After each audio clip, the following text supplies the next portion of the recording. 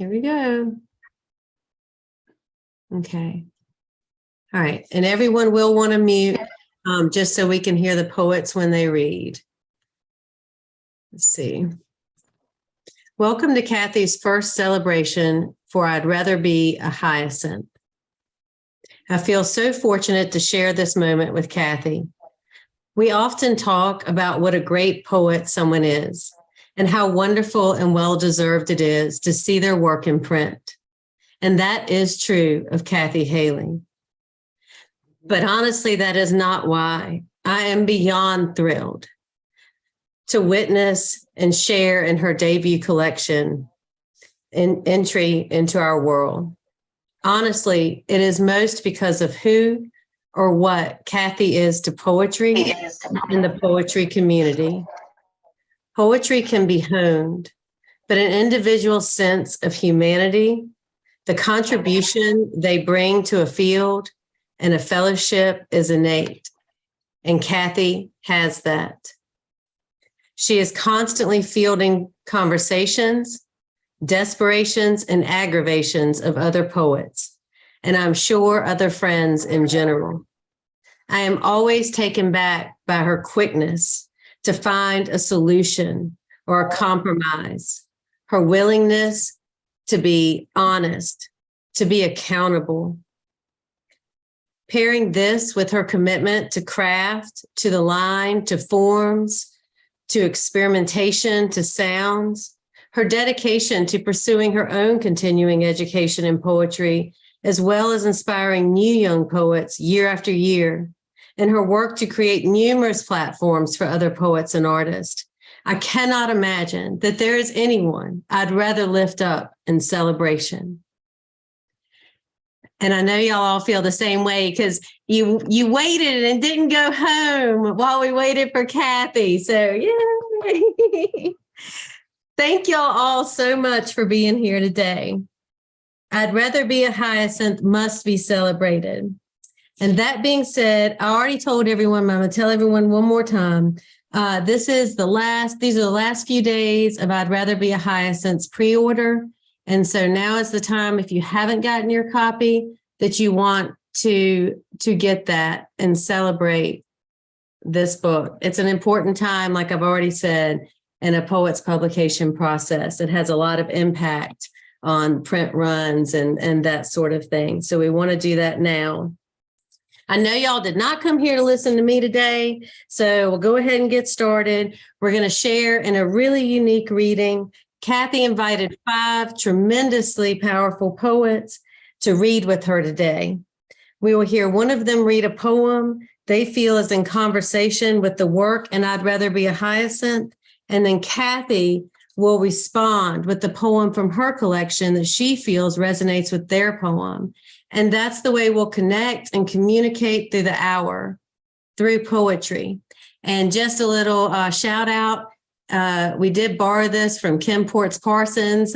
She came up with this way to interact and do a launch, and we just loved it. And so a thank you to her, and we're very excited to do this today. We'll begin with Carolyn Kreider-Ferrando. Many, if not all of you know Carolyn. And like Cathy, she is forever holding space as an educator, a tireless committee member, a voice of diplomacy and grace, a bright light dancing in every room she enters. And Carolyn, will you please start this conversation off with a poem?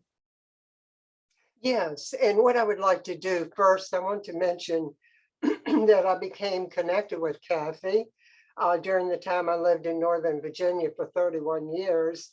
But I've really gotten to know her better through her commitment, as you noted, to the Poetry Society of Virginia, and especially at the Poets Laureate gatherings that she organized. At one of these gatherings, it was an honor to serve on a panel with her gifted daughter, Zan, and that just meant so much to me. Now, before I read the poem, I want to mention a few things about the one that I'm going to read today. In 2003, Hurricane Isabel pummeled the regions of Virginia, and it was the first time since 1954 yes, I'm even older than that, that I had felt the wrath of a hurricane, and that was Hurricane Hazel. Now, recently, as we know, Hurricane Nicole pummeled regions of Florida, reminded me of a poem that I wrote to capture the universality of an intense storm. And of course, that poem is entitled Hurricane. Where was fairness the night your buckling gale snapped the still green trees? Where was fairness when woodland squirrels wailed like brash screech owls and deer lay paralyzed in the heartless dark? Was it fair to dream of iridescent fields while deafening whirlwinds pillaged the land? Fair to suffer a hurricane twice, first as a frightened child and again in autumn's rill? Fair to rebuke you, tumbling on your unwieldy path, pushing turgid waters inland? Fair to mull over your anger, the jungle of pines, remnants of homes washed to sea? Fair to name you consagrada a Dios? I remember squirrels scampering in a flurry, their hurl through branches of surviving oaks. The unexpected dawn-struck glory bowed to this thriving earth.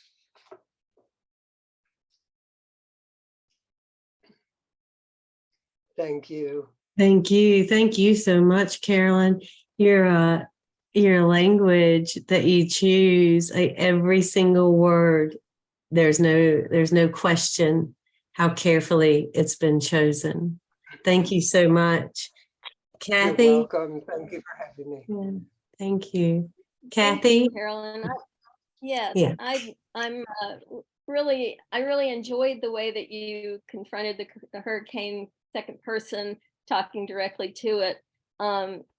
I really think you captured the feeling of it. I actually have a poem about a hurricane where it's not so much about the storm, but about the before and after of the neighborhood that I lived in when the storm came. It's called Hurricane Camille, and it's about a neighborhood on South Glebe Road in Arlington. And this was a hurricane that confronted us in August of 1969. We lived with 4 Mile Run behind us, and it had come up out of its banks previously, but it had never been devastating for us until this time. The poem starts with the before. Hop the fence, don't fall. Head across the field to our creek, where cattails grow tall, beckon, hide and seek, where water specimens grow, amoeba, and stink. Waters trickling low, then surging high over the bank, turning field to lake, basements to deep pools, drowning beloved keepsakes, darkening our moods, interruption of childhood, erasure of neighborhood. So after that flood, the houses were bought by the county, knocked down. And if you're traveling towards the airport on Route 1 or towards Route 1 on Glebe Road, and you look to the right in that last few blocks, you'll see no houses. And instead it's a water and treatment plant to keep the flooding at bay.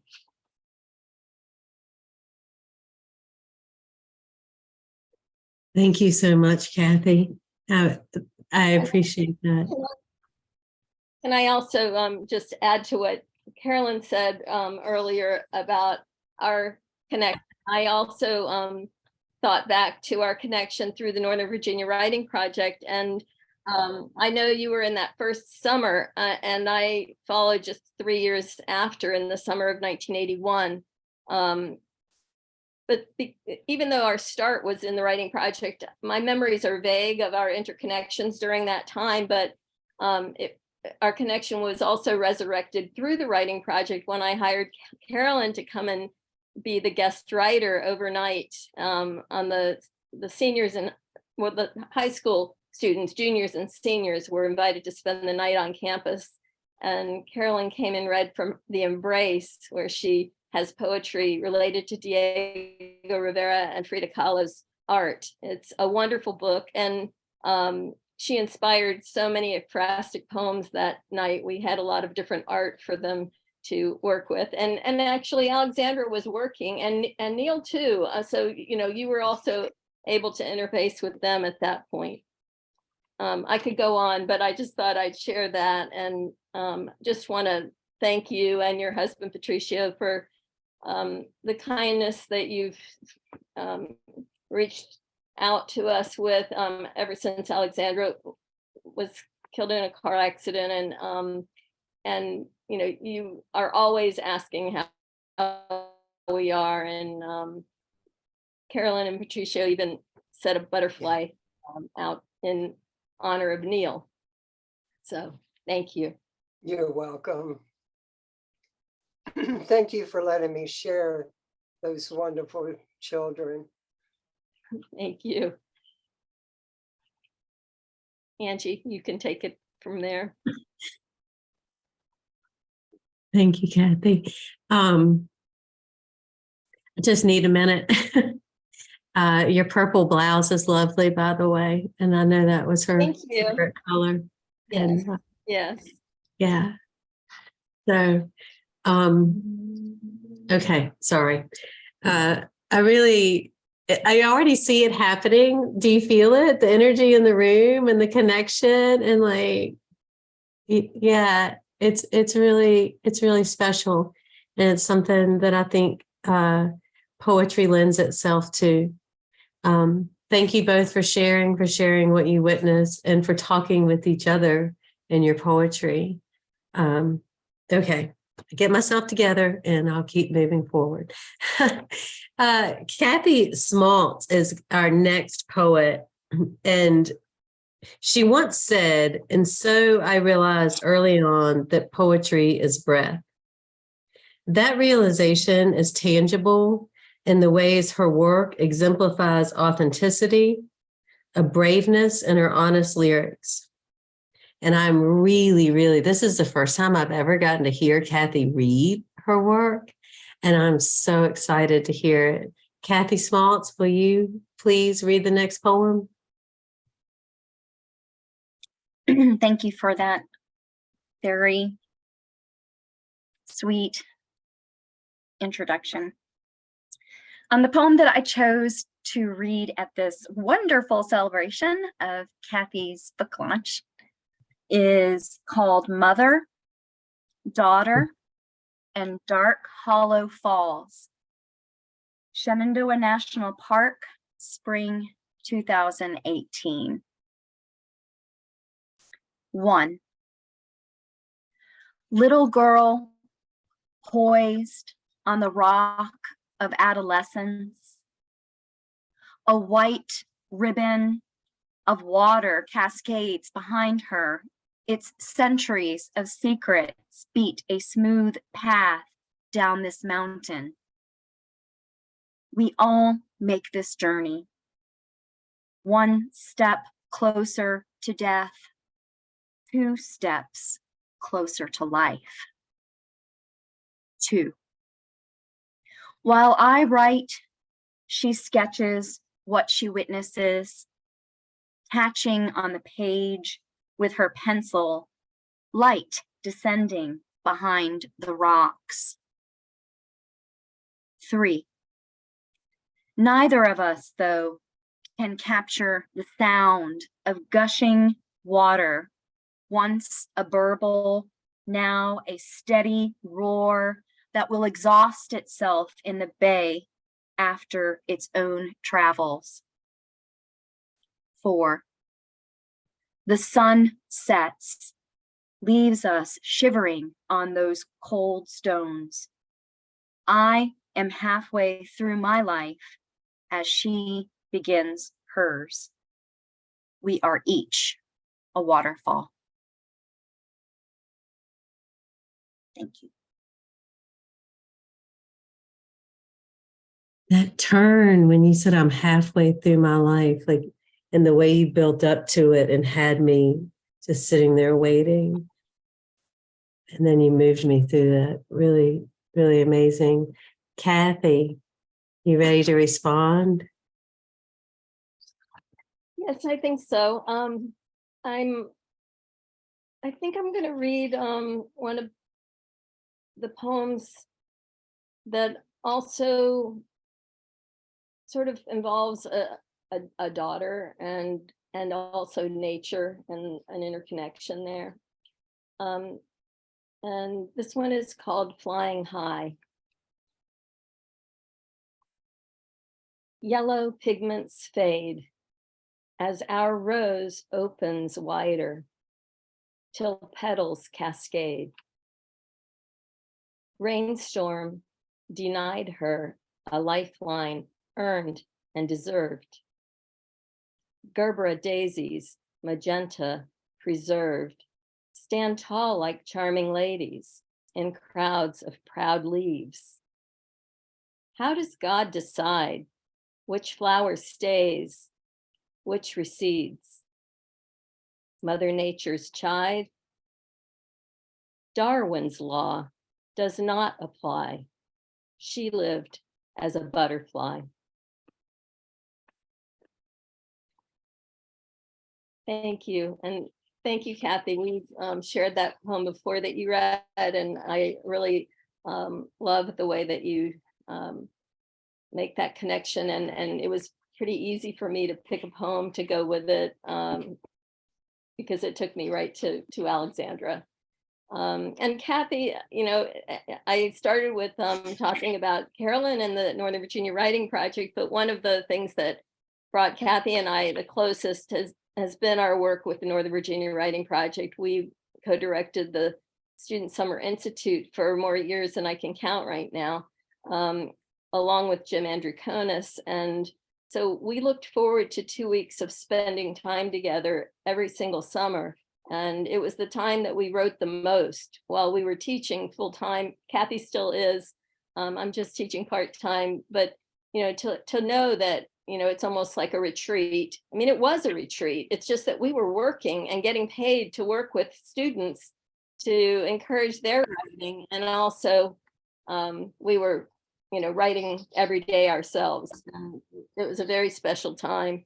And the writing project it's associated with the National Writing Project, but the original idea was that it was about teachers teaching teachers better ways of teaching writing, K through university, and also that the best writing teachers are the teachers who write themselves and write alongside with students. So that's something that we've done, you know, all these years. Cathy's also my Dodge Poetry Festival partner. In 2010, I won this personal writing award that Mark Farrington offered. My proposal was to pay more attention to my own poetry instead of my students. And my start would be to go to the Dodge Poetry Festival. And so Cathy and I have been there every 2 years since, except during the pandemic when it was only virtual. And we just came back from Dodge a few weeks ago, so, and had a wonderful time. So thank you so much, Cathy. And Cathy also a friend of Alexandra's and a co-worker. I mean, the connections go on and on. I have these long things I've written that I don't have time to read right down to it. Thank you for all of your gifts that you so generously share with each of us, Cathy. Thank you, Cathy.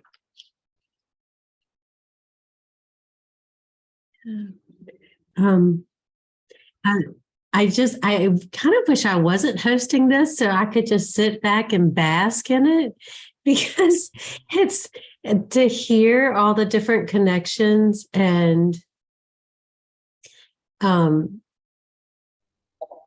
depth of the connections, and hopefully I'm not frozen, but it's something you just kind of want to sit with and not talk through. And so if I take a few moments before we move to each person, just show me some grace with that, because and Cathy, what everyone is kind of picking up in her work too is she witnesses. She's a witness always, and she witnesses some very difficult things. She shows us a lot about grief and loss. She talks to us about being a daughter and being a mother, and the loss of a daughter, and just the way that y'all I guess I have too. I guess I've done this too with you, Cathy, and benefited from that conversation that you are so willing to have, and then to see everyone having it right now with this room full of people is just tremendous. And I appreciate all of you and what you're doing. So with that being said, we'll move on to our next poet, Grace Cavalieri. And if you've been in a Zoom room with Grace, then you know that she is aptly named. She has a bio that goes on for paragraphs and paragraphs, with many accomplishments that most of us drool over. Yet she listens to every single poet reading with the same steady gaze, nodding and noting each poet's gifts. Her humility is only rivaled by her mastery of craft. Grace, will you please share the next poem with us?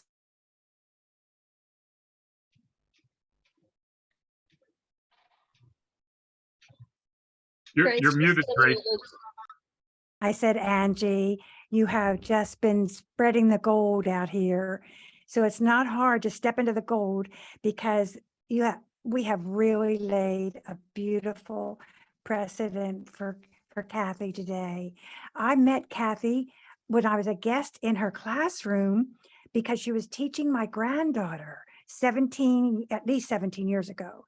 And I saw how Cathy changed lives. I saw it for my own eyes. I saw her in action, and I saw how my granddaughter changed because of her relationship. And I just love Cathy. Fortunately, I've been with her all through the years, off and on, with her Poets Laureate reunion. And now we're in the same haiku group where we cut out every word each other says and leave about 3 words each. Just great fun. So I'm going to read a poem, and I hope she has something like this in dialogue. It's called Once Upon a Hummingbird. Soon we thought we knew everything we needed to know. The glistening berries on the lawn, the new lawn, it's quiet. After we walked on the confetti of crepe myrtle, there was nothing we could not trespass. Far from sleep can we return from the distance.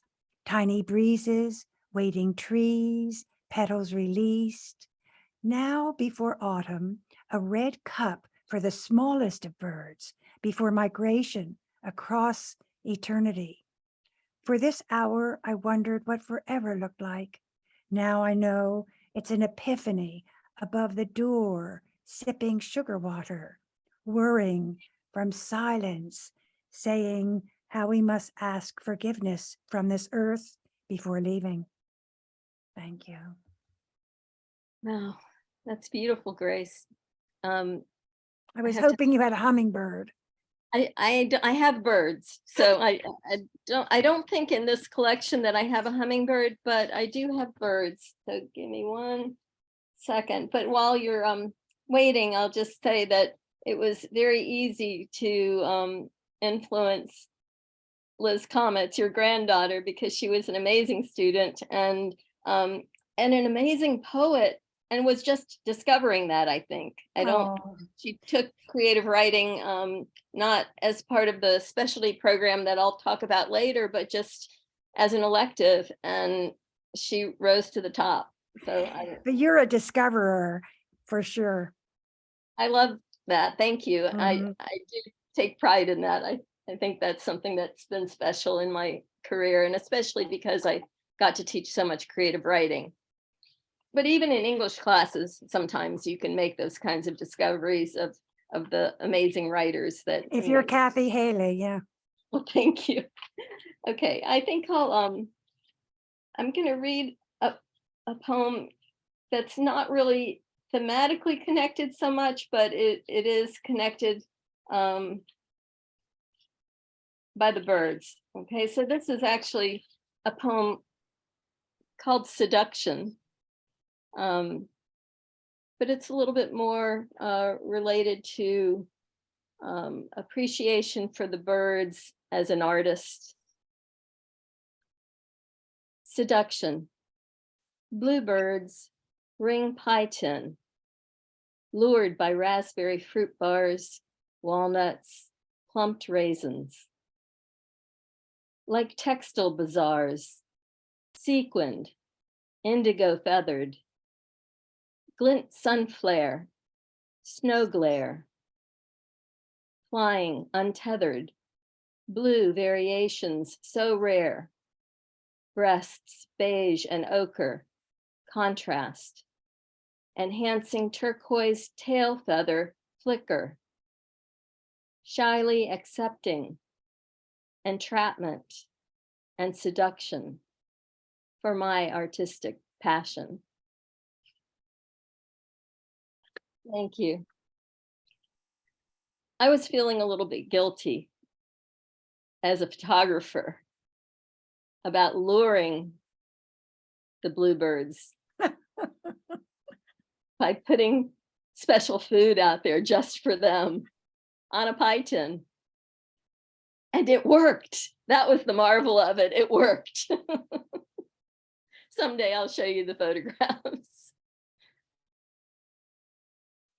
Grace, in addition to being a guest in my classroom, was also a guest at the Northern Virginia Writing Project, but instead of working with the overnighters, which was, a group of 20-something, Grace worked with a room full of 100, grades 5 through 12, and she took everybody, and she did this actually in my classroom too, but took everybody into the elevator of a building representing your life. And she asked us to press the button, and whatever floor we landed on would be either our grade or our year in life. And that when we stepped off the elevator, that we would be inside a memory from that time. And then we wrote. I've worked with Grace in multiple situations with that same prompt. It's a never-ending prompt. You could do it so many times, nobody should ever say, oh, I've done that before, because every time you do it, you think of different things. And it's just a wonderful way of taking yourself back and often finding a spot that you haven't thought about in a while. So I really appreciate that. And your judging of the poetry contest for Poetry Society Virginia, and I could go on and on, but I'll stop there. Thank you. Thank you both so much. I hope y'all remember to look at the chat and to see the conversation, the praise, the amazement that's happening there. I don't want you to miss that. And I'll send you a copy of it, Cathy, afterwards. Okay, thank you, because I can't do it at the same time. You can't do everything. I mean, if someone can, it would be you, but you don't need to. So, yeah. And I love the way y'all, that you just taught us something. I just made a note, elevator prompt, because I need a prompt for a class on Tuesday, the 22nd. And I've been trying to find the right one. And I'm like, that's the right one. So thank you. Thank you for always teaching also. Grace well, gets the credit for that, though. Thank you, Grace. Thank you. So we'll move on to our next poet, Bill Glows, who, like Cathy, seems to always be at the ready for his fellow poets. He is forever filming a video to accompany someone's poem. He is always prepared and thoughtful for anything you ask him to do, despite the fact that he is promoting his book that has been nominated for a Pulitzer Prize. He shows up every time you ask.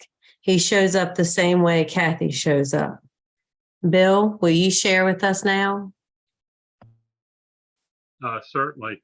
And so regarding Cathy, I think we've heard a recurring theme going on here, and it's the way that she props everybody else up and supports everyone in what they are doing. I'd like to share my screen here and show a picture of what I always think of when I think of Cathy. This is from the gathering of Poets Laureate that she has hosted for every other year since, what, 2015. And if you notice, when everybody gathers up on the stage, you know, I decided to get right there in the center, but Cathy is all the way over to the right side. And I think that is so fitting in describing what she does. She is always shining the light on others. She's the one that brings everyone together. But when it comes time for praise and for, you know, helping others, it's always the others that she puts first. Yeah, so that's where what I think of when I think of Cathy, and I've known her for so many other things too, and it's that same ethos that she brings to everything. So I'm going to. But I just want to point out those people on the stage, they're all laureates. Except Well, me. but still, you're the one that brought everybody together, and you do it each year, and you do it in everything. And I'm so glad that today we can all gather together to show our support of you. And you just look at the overflowing crowd here, and that speaks volumes as to what you mean to everybody. Now, I'm going to share my screen one more time. I have a picture that accompanies the poem I'm going to read, but first, let me just say a little something in introduction, and that is first, I think it was great that you were mentioned about your love of photography and how you were photographing the bluebirds, because I'm going to share a photograph of turtles. So this is a shot that I took on a nature trail in Newport News, and these turtles were lined up on two logs, and it was too beautiful to pass up. And when I looked at your collection, I saw the first poem, Under the Sun, references Greek mythology, and the second one, Sun Drenched, references bathing in the sun. So here we have the bathing in the sun, and then also this poem references Aesop, the Greek fabulist. One of his best known fables, of course, is the tortoise and the hare, and that gave birth to this poem. Aesop reconsiders the race. Two felled trees, half submerged in a pond, turtles sunbathing on top, frozen like statues, slick carapaces reflecting light of a new day. Water evaporates from high domed shells, a process slow as their lumbering gait. If words could drip from prehistoric beaks, these conservators of motion would share their secrets. The world is larger than the world. Each piece a universe. Slow down and smell the atoms.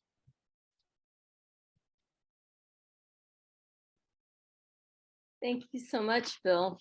Since you brought up those two poems of mine, I'll go ahead and read the first one with my Greek heritage at all. And since you evoked Aesop's fables, I'll go with that one. And it's also an ekphrastic poem. if you can imagine a painting by Roberta Tholes that has golden urns, large golden urns in it. The whole painting is gold. It's called Under the Sun, after Roberta Tholes' Golden Urns. Helios ascends, bursting urns of golden fire, glazing graceful winds. Rhapsodizing lyre, song, strummed by Apollo's hand, transcends bound canvas. Mirrored vases stand, secular iconostas, framing truth's tableau. Are laurel leaves live when captured on urns glow? Do chariots rise? Mimesis awaits motion, artistic contradiction. Thank you. That's actually the first poem in the book. And I'll just mention that it wasn't in the book at all when I sent it to Finishing Line Press for the contest. I had written it with Mike Maggio's partnership with artists at the Reston Art Gallery and Studios. We paired up an artist and a poet and shared our work, and then wrote something inspired by each other's work. It was a wonderful experience. And so that was, much earlier. I honestly didn't even think about it at first. And then when I did, I didn't know that it belonged. But after reorganizing the entire manuscript reordering, I'll tell you a little bit more about that when Angie comes up again. But then I decided that it was the first poem in the book because so much of my poetry is looking at what happens in life, the movement in life, and then capturing it, as in, Keats' urn, for example. And so I decided that first it's ekphrastic, and a lot of poetry in the book is ekphrastic, but not necessarily with painting. I haven't read any of the dance poems yet, but 10 of the poems are ekphrastic based on dance, based on ballet, 10 episodes in a Moscow Festival ballet performance that I saw. So I thought that it was a good place to start. So thank you for inviting me to read that one. It was a great conversation piece for my own. So thank you. Thank you. Thank you, Bill. Thank you, Cathy. I'm Hang on. Yeah, you were waiting for me, and then I just kind of got wrapped up. I just wanted to add that Bill Gloss was also a guest at the Northern Virginia Writing Project's overnight. He performed Higher Math that night. If you've not seen this poem performed by Bill, he wrote it, of course, but also you have to hear him perform it. It's on YouTube on Virginia Poetry Online, right, Bill? Yeah, thank you for the ad for that. So there are poems from throughout the state on there. If you just Google Virginia Poetry Online, or if you go to YouTube and put that in the search field, you'll get a wealth of poems. And if you go to the playlist, you can pick a playlist for a region that you want to hear the poetry from. But yep, thank you. That one had so much impact on the students. I mean, not that they didn't love all your work, but over and over again, I hear students talk about that particular poem and also your performance of it. I also want to give it one more plug because I listened to Bill today on the Fall for the Book Festival's podcast, and he was amazing. You should all Google the Fall for the Book podcast, and you can find Bill on the November 15th date. It's connected a little more to fiction, but there's definitely poetry in there too.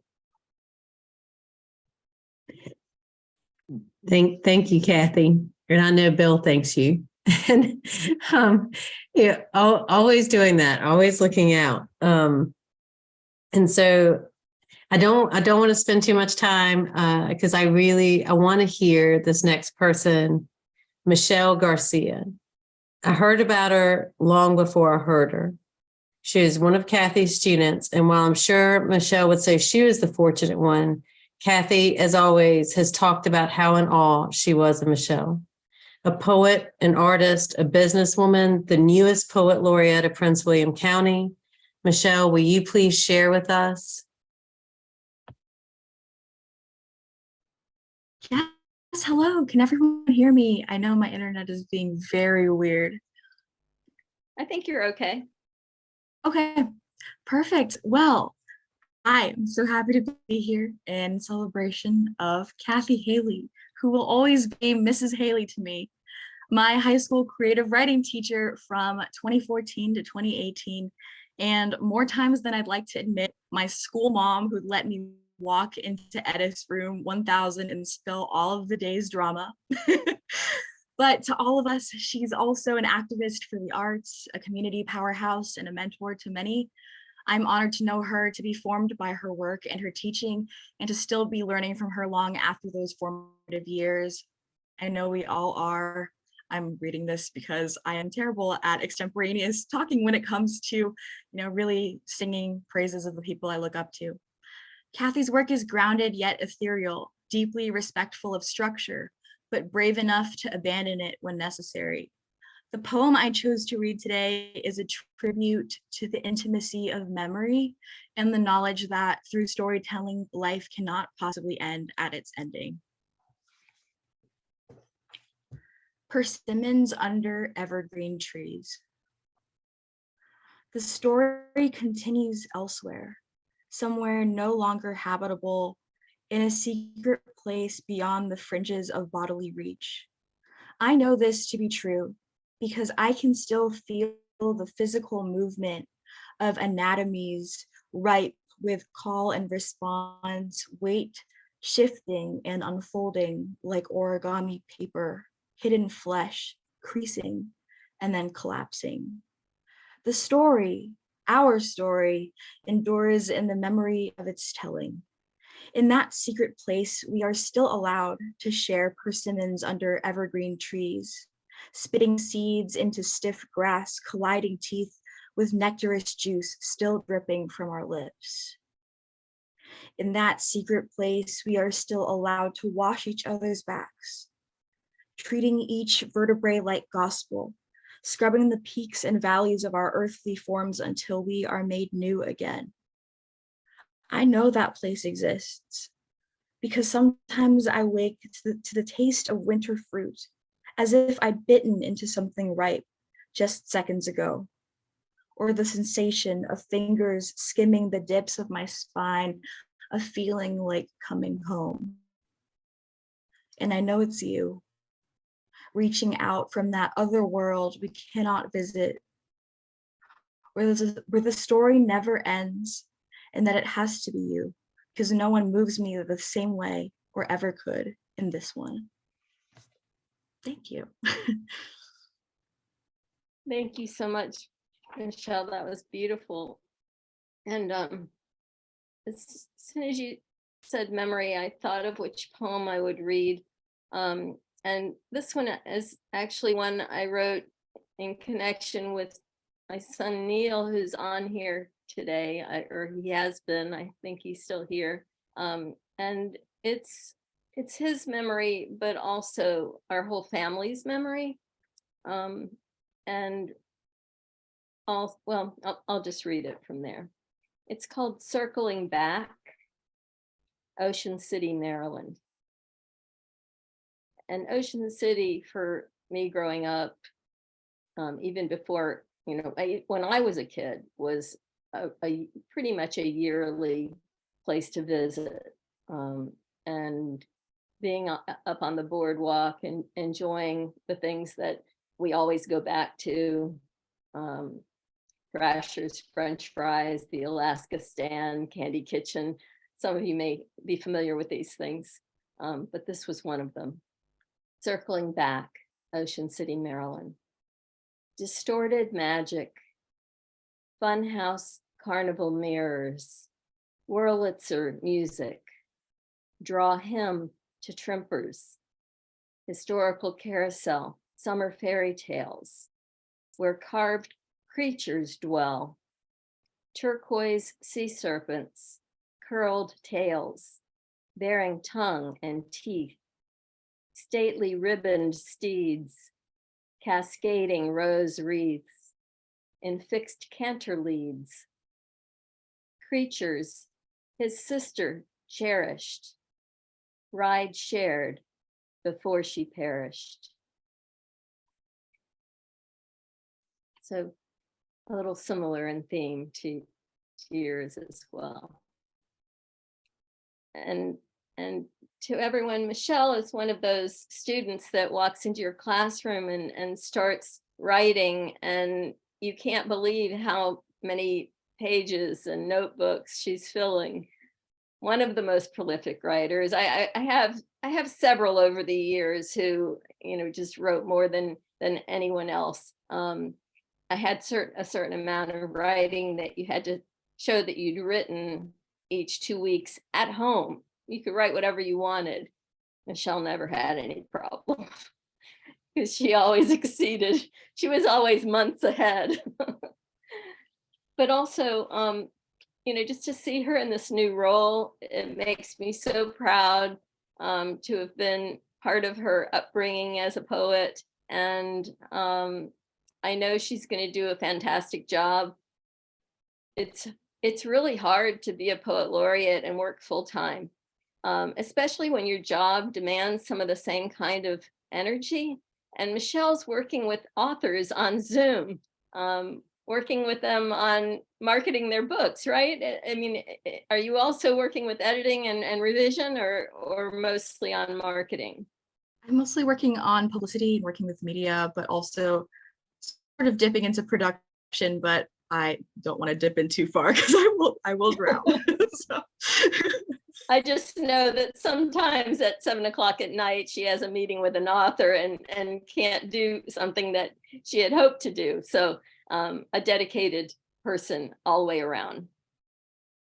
And just one more thing, also a dancer, a musician, a visual artist. She does it all. And I didn't think about it, but if we have any extra time, maybe I'll read one of the dance poems, but we'll see what happens with the closing here. Well, Cathy, I think we can make the closing really, the closing can be the dance poem. How do you feel about that?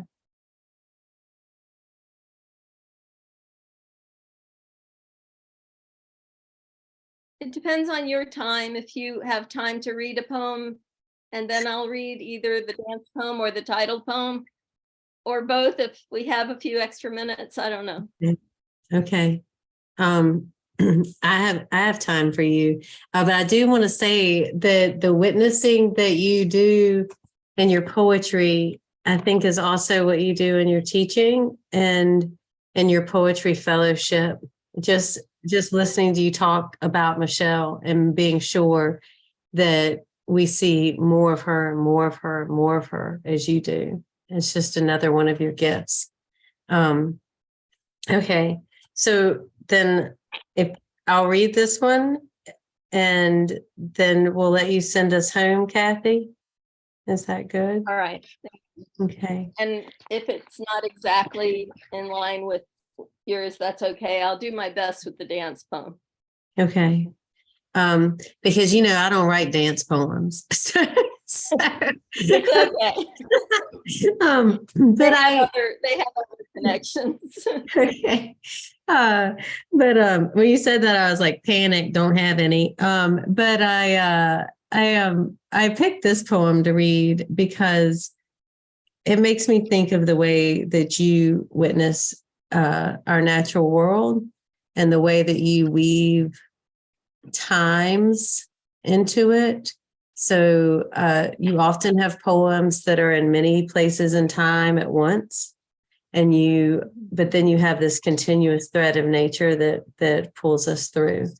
And so that was why I chose this one. Look to the magnolias. Some morning sun strikes with such precision. I reach into the fields beyond the house, pull out the years. We sowed gardens there, fought Japanese beetles off beefsteak tomatoes. I can hear the violets of Siberian iris, trumpets of morning glories, lavender stalks beckoning, wave petunias spilling from front porch pots, the bleeding of geraniums. The kind of morning when birdsong silences sounds of humanity, robin belting from pomelo breast, her chorus piercing sun-stilled air, covering the chainsaw of my mind. Years of corn leases and soybeans, now stands of pines, combine chewed mice, stick barns of gold leaf tobacco, still suspended, long dried. It is these mornings, the hair creeps close enough that I can see muscles of her jaws working over blades of Kentucky bluegrass. Thank you. Beautiful. Thanks for including me, And, Kathy. I appreciate it. I couldn't end without hearing one from you. And if it's okay, I'll read two just right after each other. One is one of the dance poems, since I haven't, and the other is the poem that gives the book its title. So, and I picked a dance poem that has flowers and butterflies in it to go with your poem. The natural images. This is called Coquettes, after Pas de Quatre, the dance title that they provided. Just off the shoulders, ruffled sleeves, deep sweetheart necks, posed in white layers. 4 dancers connect in floral celebration, sensuality, frenzied flirtation, Grace's natural gaiety of white butterflies, artists on trapeze. Nature's true passions arise on billowing breeze. Heliotropic flowers pose as sensual powers. And finally, in life, hyacinth, purple, baby blooms adding stress, weight, instinct maternal. Tulips variegate, orange, yellow, dancing coy above troops of green. Singular pride, joy, even with no breeze. In life, I'd rather be a hyacinth, embrace the role of mother, live the labyrinth, loved by a brood of florets, very center of orbits. Thank you all so much. And thank you, Angie, for the generosity of holding this party on my behalf, and also for, and Angie and I met online. I emailed her after researching her because I thought I had to vote for all the regions of the Poetry Society of Virginia when it was time for elections. I didn't know her, saw her name. I Googled her, found the Stockbridge Library's reading she did with John Gillespie and listened to it and fell in love. Then I emailed her and we've been friends ever since. Yet we have not met in person at all, ever. And so I'm hoping that if not before, that we'll both venture to Richmond for the Poetry Society's centennial celebration in May, and we'll do something special to mark our meeting in person. Yeah, I would Thank you, love Angie, that. also thank you for inviting me to be a part of the Virginia Women's Poetry Collective. As part of that group, we also read for Stockbridge Library last spring, and we're going to be doing it again on Valentine's Day in 2023. And some of the others in the group are on today, so thank you all. I see April's comment now. I thought, oh, sorry, Kathy, go ahead. No, you go ahead. You go ahead. You go ahead. Well, I just wanted to invite everyone to, if we're leaving, and I think we're kind of coming to that moment. I feel like everyone, this has been so personal and so intimate. It's been so intimate, right? That's the way it's felt to me. And I thought, why don't we all unmute, and if you want to speak a word or clap or snap or whatever it is you want to do, say goodbye to Kathy, and why don't we leave that way? Thank you all of you. I've been thanking the poets that I selected and Angie, but I thank all of you. And just so everybody knows, I saw the names of some others of my former students out there. I'm just looking at it and have to scroll through and see who's actually here, because at this point I don't even know. Congratulations, Kathy. I'm so happy We love for you, you and so Kathy. proud of you. Thank you so much. Thank you, Grace. Congratulations, Kathy. Great meeting. Thank you. Thank you. Bravo. I can't wait. Congratulations, To Miss pass them Hailey. up. Hey, Congratulations. Congratulations. Oh my gosh, Catherine and your mom. Hi, yeah. You're the best, Kathy. Thank you. Thank you so much. Congratulations, Cathy. Gary, it's so good to see you. Yeah. We're coming from all walks of life here. Mhm. Can't wait to get my book. Oh, Thank you. yeah. I'm waiting. Yeah. Congratulations, It does take a Kathy. And thanks, Oh, Angie. thank you. Thank you very much, Joy. It was a Kathy. lovely reading. Lovely reading tonight. Thank you. Oh, and these last couple of faces here are people that I knew in elementary and junior high school. People who don't have anywhere else to go. Well, and here's Jim. I mentioned Jim as the other coordinator of the Summer Institute. So thank you. Yes, and we know that your reason for being late wasn't just being late. You were trying to find a box high enough to sit on so your monitor could find you. Well, it didn't happen today, but it's happened with other situations. I just noticed one of my Johns Hopkins students, Mari, is here. Thank you for coming, Mari. Kathy, before I came upstairs to join the group, Patricio said how much he cares for you, and of course, Ann and Neil and your husband, and wanted me to give everyone his love. And you mentioned about releasing the butterfly in Zan's honor. Well, he did it for all of you. Butterflies that we raise, monarch butterflies. Thank you so much. Give him a hug for me. I will. Can I kiss him? Sure. You can kiss him for me. Okay, I'll do that, Bill. That'll be great. Those of you who don't know him, he's personality plus. Fun to be with, like Cathy. Yes. And Angie Yeah. did a great job. What a Wow. great group of people, and we're all connected because of our That's what loved one, Kathy. Yeah, Yep. I mean, the minute I saw you, Cathy, I thought that. Yeah. And now I'm connected. Well, Bill and I are deeply connected. See, look at the people who are here right now, Kathy. Oh. We're connected. Well, I should say your last name because it's Kathy and Cathy Hailey and Kathy Smaltz.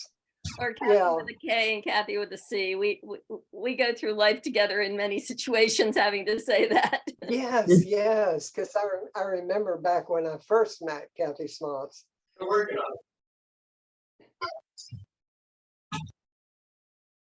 I see some ballerinas in the window, but I don't know whose house that is. Oh, Well, So thank you. proud of you, Kathy. Thank Bye. you. Oh, thank you, Amy. Thank you so much. Goodbye, all. Happy to bye. be here. Good Bye. seeing Bye. Thank you. you so much. Appreciate your being here. Let's do it again when your second book comes out. Okay. Congratulations, Oh, Kathy. thank you. I had no idea you were there. Thank you so much. And congratulations on your award. It was amazing. Bye-bye, Kathy. It was great seeing you, and I wish you all the best with this book and with everything. Bye-bye, Bill. Thank you so much. Yeah. Bye, Kathy. Bye, Bye, everybody. Kathy. Oh, thank you, Danuta. Appreciate your being here. Thank you. Some of you, I'm just learning you're here. So It's okay. Bye-bye, Kathy. bye-bye, Terry. Say hello to your family for me. I will. I bought Stephen a book. Oh, thank you. That's so nice. You have to help me, Kathy, buy your book today or tomorrow. Okay. You need help Books. with the electronic? Well, you know me, right? Okay, But I got you. I just got paid, so I'm loaded. I'll give you a call. We just got the money in, so gotta have the books. Yeah, me too. Yeah. But I didn't mean to wear these today, but I Oh, happen to wear perfect. Oh, perfect. I happen to wear butterfly earrings today. So Wow. Thank you. I just Another had one to of my show 'em. poet students here, and also now a teacher. Yeah. And another student, Salima. It's so nice. There were a lot of your students. It was like they were all sitting together down here, Kathy. I thought, look at these people, look at these wonderful people here. Amazing. Thank you But so people much. Thank you come. so much. And I Yeah. can't wait for the book. I Thank know. you. Love We you. catch up. People Love come you. for Yes. you, Kathy, Yes. because we do love you. Okay. You. We love you. We love you, Mrs. Bye, Haley. guys. Good to see you. Bye. You're It was welcome. wonderful. Bye. Bye. Bye. Love to Yaya. Give my Okay. Yaya a hug, okay? That's my mom. Okay. Yaya's grandma. Yeah. Nancy. I figured. I adopted her mama. You were wonderful. You were really a wonderful host for this. You did a beautiful Thank you. job. It's easy. Roxanne, It's easy I with don't these people. Yeah. So Roxanne and Angie, you should both meet each other like formally here as vying for the best fan club. I don't know. I'm PR and fan club president.